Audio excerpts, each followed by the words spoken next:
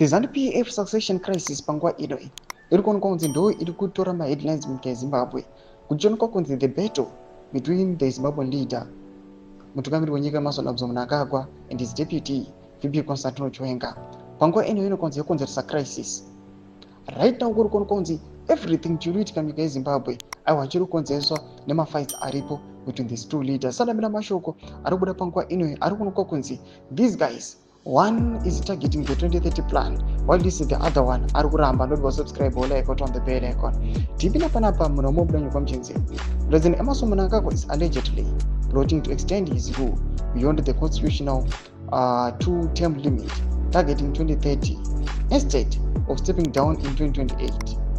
His ambition is triggered a fierce succession battle with the Vice President Constantino Chiwenga, a powerful military figure.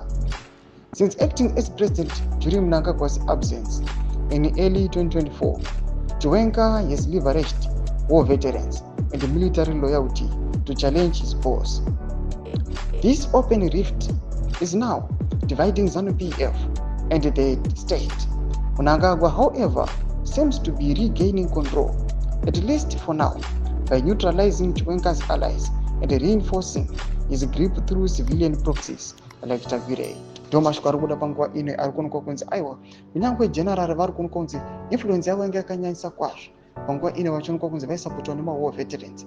Vanhu vanozivikanwa kuti mawar veterans ndivo vanodecida kuti uyu toda kuti munhu atitungamirire or not. But panguva ino mutungamiri wenyika apinzwa munguva yakaoma kuonekwa kunzi right now akurecover vanhu vake through mukatarisa ma-presidential input schemes ari kuitwa kumawar veterans 1 2 mukatarisa aiwa the influence iri kuita Tagwire panguva ino 3 ma-consolidations ari kuitika au masectors kungava kumauto kana kupi nyasa ari kuratidza kuti mutungamiri wenyika right now ari kunyasa kurecover aiwa his stance yekuuya panguva ino achiextenda his rule to 2030. Mashoko ari kubuda panguva ino yanyasa kuratidza kuti the battle between these two leaders yesuccession yakonzeresa crisis munyika yeZimbabwe. Mbotidza mafungiro enyu moti kudii pamusoro pechitiko ichi. Mabvira ngomese kuche medu mafungiro enyu, so subscribe or like, turn on the bell icon.